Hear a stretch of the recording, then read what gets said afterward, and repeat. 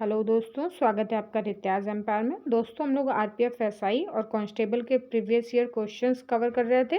और दोस्तों, इसकी हम लोग जीके के सेट वाइज क्वेश्चंस सारे कवर कर रहे थे। और जो भी लोग दोस्तों इस वीडियो को पहली बार देख रहे हैं तो वो लोग प्लेलिस्ट में जाके एसआई की प्लेलिस्ट अलग है और कांस्टेबल की प्लेलिस्ट मैंने अलग बना दी है, तो आप लोग स्टार्टिंग से सारे वीडियोस देख सकते हैं। दोस्तों, आप लोगों को पता होगा आरपीएफ एसआई और कांस्टेबल की वैकेंसी की नोटिफिकेशन रिलीज़ हो चुकी है और 15 अप्रैल से सभी लोग इसके फॉर्म भर पाएंगे। तो दोस्तों, आप लोग तब तक अपने सारे डॉक्यूमेंट्स को अच्छे से तैयार कर लें और तैयारी भी स्टार्ट कर लें। चलिए स्टार्ट करते हैं हम लोग। आज हम लोग एसआई का प्रीवियस ईयर क्वेश्चन कवर करेंगे दोस्तों, जीके के। और दोस्तों, अगर बेसिक पेपर पैटर्न की बात की जाए तो दोनों में ही यानी कि एसआई और कांस्टेबल में ही 120 क्वेश्चन पूछे जाते हैं, जिसमें से 50 क्वेश्चन जीके के होते हैं और 35 क्वेश्चन मैथ और 35 क्वेश्चन रीजनिंग के होते हैं। यानी कि सबसे ज़्यादा वेटेज अगर किसी का होता है तो वो जीके का होता है। तो हम लोगों को जीके पे ज़्यादा ध्यान देना है दोस्तों, और मैथ और रीजनिंग की भी प्रैक्टिस जारी रखनी है। तो सबसे पहले हम लोग जीके के क्वेश्चंस को कवर करेंगे। चलिए स्टार्ट करते हैं हम लोग अपने क्वेश्चंस।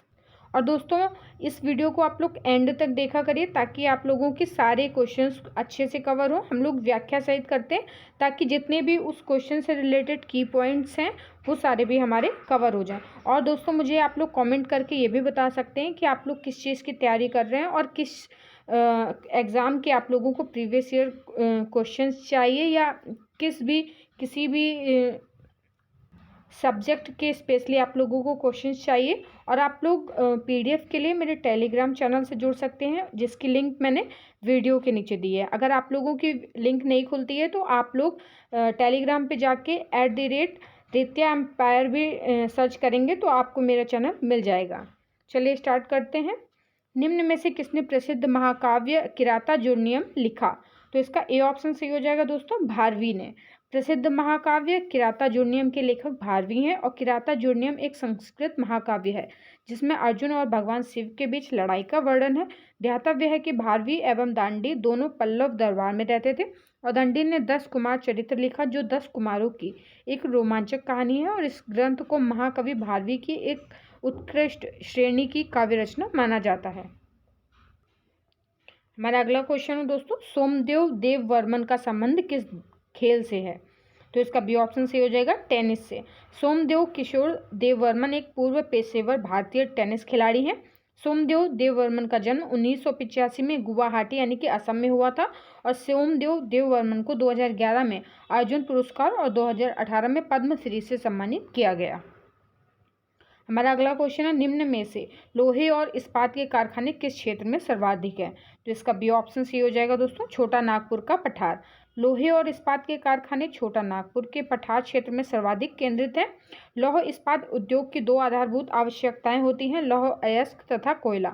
छोटा नागपुर का पठार इन दोनों आवश्यकताओं की पूर्ति भलीभांति करता है और इसी कारण लौह इस्पात उद्योग छोटा नागपुर पठार के आसपास ही केंद्रित है। अगला क्वेश्चन है, संक्रमित कोशिकाओं से अन्य गैर संक्रमित कोशिकाओं की रक्षा के लिए संक्रमित कोशिकाएं कौन सा प्रोटीन स्रावित करती हैं? तो इसका सी ऑप्शन सही हो जाएगा, इंटरफेरॉन। संक्रमित कोशिकाओं से अन्य गैर संक्रमित कोशिकाओं की रक्षा के लिए संक्रमित कोशिकाएं इंटरफेरॉन नामक प्रोटीन स्रावित करती हैं और इंटरफेरॉन कशेरुकी जंतुओं में वायरस से संक्रमित कोशिकाओं द्वारा स्रावित एक ग्लाइको प्रोटीन पदार्थ है जो इन कोशिकाओं को वायरसों से संक्रमण के विरुद्ध सुरक्षा प्रदान करते हैं और इनका उपयोग रोग निवारक तथा निरोधक औषधियों के रूप में किया जाता है। अगला क्वेश्चन है, राज्यसभा के सदस्यों के निर्वाचन का प्रावधान किस देश के संविधान से लिया गया है? तो दोस्तों, इसका बी ऑप्शन सही हो जाएगा, दक्षिण अफ्रीकी संविधान से लिया गया है।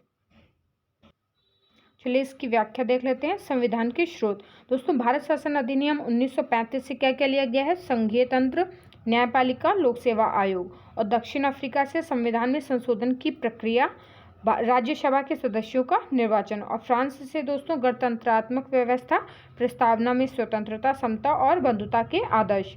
और ब्रिटेन से संसदीय शासन, विधि का शासन और विधायी प्रक्रिया, एकल नागरिकता। दोस्तों, इन संविधान के स्रोत यहाँ से लिए गए हैं। हमारा अगला क्वेश्चन है, समर यूथ ओलंपिक 2018 की मेजबानी किस देश ने की? तो इसका सी ऑप्शन सही हो जाएगा, अर्जेंटीना। समर यूथ ओलंपिक 2018 की मेजबानी दोस्तों अर्जेंटीना ने की और खेलों का नारा फील द फ्यूचर था। ध्यातव्य है कि ब्यूनस आयर्स में यूथ ओलंपिक खेल की शुरुआत 6 अक्टूबर से हुई तथा 18 अक्टूबर तक चली और इसमें 200 देशों ने प्रतिभाग लिया। यूथ ओलंपिक गेम्स हर 4 साल में आयोजित किया जाता है और प्रथम बार इसका आयोजन सिंगापुर में 2010 में किया गया। हमारा अगला क्वेश्चन है गंगा एक्शन प्लान की शुरुआत किस वर्ष में की गई? तो इसका डी ऑप्शन से हो जाएगा 1986 में।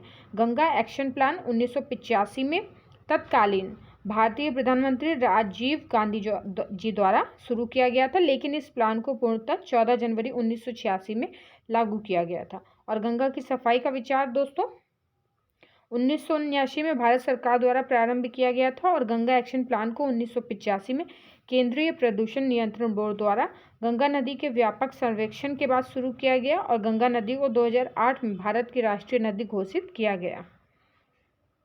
हमारा अगला क्वेश्चन है मद्रास राज्य का नाम बदलकर तमिलनाडु किस वर्ष किया गया? तो इसका सी ऑप्शन सही हो जाएगा दोस्तों 1969 में मद्रास राज्य का नाम बदलकर तमिलनाडु कर दिया गया और 1947 में भारत को स्वतंत्रता मिलने के बाद यह शहर मद्रास राज्य की राजधानी बन गया, जिसका नाम बदलकर 1969 में तमिलनाडु कर दिया गया। 22 नवंबर 1968 को मद्रास का नाम बदलकर तमिलनाडु करने का प्रस्ताव लोकसभा में पारित हुआ और 1969 में लागू किया गया। हमारा अगला क्वेश्चन है खिलजी वंश का संस्थापक कौन था? तो इसका ए ऑप्शन सही हो जाएगा जलालुद्दीन खिलजी। खिलजी वंश का संस्थापक जलालुद्दीन खिलजी था और जिसने 1290 से 1296 तक शासन किया और जलालुद्दीन खिलजी का असली नाम मलिक फिरोज खिलजी था और जलालुद्दीन एक परोपकारी शासक के रूप में याद किया जाता है और इसे संत शासक के रूप में भी माना जाता है। जलालुद्दीन ने 70 वर्ष की आयु में गुलाम वंश के अंतिम शासक की हत्या कर अपने आप को दिल्ली सल्तनत का सुल्तान घोषित किया था। हमारा अगला क्वेश्चन है पराग कणों की बाह्य परत एक्शीन की बनी होती है जो एक अत्यधिक प्रतिरोधी कार्बनिक पदार्थ है। तो दोस्तों इसका सी ऑप्शन सही हो जाएगा स्पोरोपोलेनिन। पराग कणों की बाह्य परत एक्शीन स्पोरोपोलेनिन की बनी होती है जो एक अत्यधिक प्रतिरोधी कार्बनिक पदार्थ है। परागकण के बाह्य चोल में सुस्पष्ट द्वारक या रंध्र होते हैं जिन्हें जनन छिद्र कहते हैं, जहां पर स्पोरोलेनिन अनुपस्थित होते हैं। परागकण जीवाश्मों की भांति बहुत अच्छे से संरक्षित होते हैं क्योंकि उनमें स्पोरोपोलेनिन की उपस्थिति होती है। अगला क्वेश्चन है दोस्तों किस सरकारी आयोग की रिपोर्ट के आधार पर भाषाई आधार पर आंध्र प्रदेश के निर्माण के पश्चात अन्य क्षेत्रों में भी इस आधार पर विभाजन की मांग की गई थी या बढ़ गई थी? तो इसका ए ऑप्शन से हो जाएगा फजल अली आयोग। फजल अली आयोग की रिपोर्ट के आधार पर भाषाई आधार पर आंध्र प्रदेश के निर्माण के पश्चात अन्य क्षेत्रों में भी इस आधार पर विभाजन की मांग बढ़ गई थी। फजल अली आयोग जिसे राज्य पुनर्गठन आयोग के रूप में भी जाना जाता है, इस आयोग का गठन 1953 में विभिन्न राज्यों की मांगों पर विचार करने के लिए किया गया था। फजल अली आयोग के अन्य सदस्य थे हृदयनाथ कुंजरू और के.एम. पणिक्कर। अगला क्वेश्चन है चिपको आंदोलन किसके विरुद्ध था? तो इसका ए ऑप्शन सही हो जाएगा वनों की कटाई के विरुद्ध। यानी कि चिपको आंदोलन दोस्तों वनों की कटाई से रिलेटेड था। चिपको आंदोलन एक अहिंसक आंदोलन था जो वर्ष 1973 में उत्तराखंड के चमोली जिले में शुरू हुआ था और इस आंदोलन का नाम चिपको वृक्षों के आलिंगन के कारण पड़ा था क्योंकि आंदोलन के दौरान ग्रामीणों द्वारा पेड़ों को गले लगाया और वृक्षों को कटने से बचाने के लिए उनके चारों ओर मानवीय घेरा बनाया गया और जंगलों को संरक्षित करने हेतु महिलाओं के सामूहिक एकत्रीकरण के लिए इस आंदोलन को सबसे ज़्यादा याद किया जाता है। सुंदरलाल बहुगुणा इस आंदोलन के प्रणेता थे। हमारा अगला क्वेश्चन है कुतुबुद्दीन ऐबक की मौत कौन सा खेल खेलते समय हुई? तो दोस्तों इसका ए ऑप्शन सही हो जाएगा चौगान। मध्यकालीन भारत के शासक कुतुबुद्दीन ऐबक दिल्ली सल्तनत का पहला शासक और गुलाम वंश का संस्थापक भी था। वह ऐबक जनजाति का तुर्क था जो 1206 से 1210 तक सुल्तान रहा और 1210 में पोलो या चौगान खेलते समय एक दुर्घटना में कुतुबुद्दीन ऐबक की मृत्यु हो गई और उसे अनारकली बाजार के पास लाहौर में दफनाया गया। अगला क्वेश्चन है सबसे गहरा भूमध्य और सबसे व्यस्त बंदरगाह निम्न में से कौन सा है? तो दोस्तों इसका सी ऑप्शन सही हो जाएगा विशाखापट्टनम बंदरगाह। चलिए दोस्तों इसकी व्याख्या देख लेते हैं। विशाखापट्टनम बंदरगाह, जिसे विजाग बंदरगाह के रूप में भी जाना जाता है, आंध्र प्रदेश के विशाखापट्टनम शहर में स्थित है और यह सबसे गहरा, भूबद्ध और सबसे व्यस्त बंदरगाह है। यह चेन्नई बंदरगाह और कोलकाता बंदरगाह के बीच है। यह एक प्राकृतिक बंदरगाह है और देश के सबसे पुराने बंदरगाहों में एक है। यह भारत का सबसे गहरा और सबसे सुरक्षित लैंडलॉक यानी कि भू आबद्ध बंदरगाह है। अगला क्वेश्चन है, दिल्ली के किस सुल्तान को उसके शासन के दौरान साहसिक फैसले लेने के लिए जाना जाता है? तो इसका ए ऑप्शन सही हो जाएगा, मोहम्मद बिन तुगलक। दिल्ली के शासक मोहम्मद बिन तुगलक के शासन के दौरान साहसिक फैसले लेने के लिए जाना जाता है। मोहम्मद बिन तुगलक का जन्म मुल्तान के कोटला में हुआ था। वह तर्क, दर्शन शास्त्र, खगोल विज्ञान, गणित, सुलेख और भौतिक विज्ञान का विद्वान था और उसके 5 साहसिक फैसले निम्न थे। दोआब में कर वृद्धि और राजधानी स्थानांतरण, टोकन मुद्रा का आरंभ, खुरासन अभियान और कराचिन अभियान।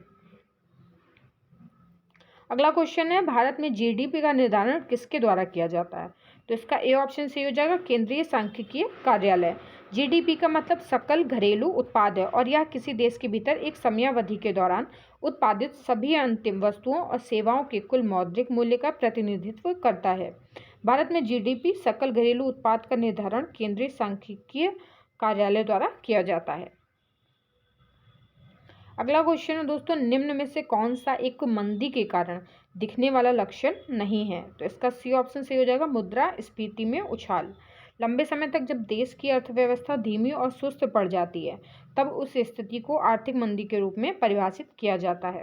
मंदी के कारण रोजगार दर में गिरावट आती है, उद्योग कीमतों को कम करना शुरू कर देते हैं और मांग में सामान्य गिरावट देखने को मिलती है। ध्यातव्य है कि मुद्रास्फीति में उछाल मंदी के कारण दिखने वाला लक्षण नहीं है।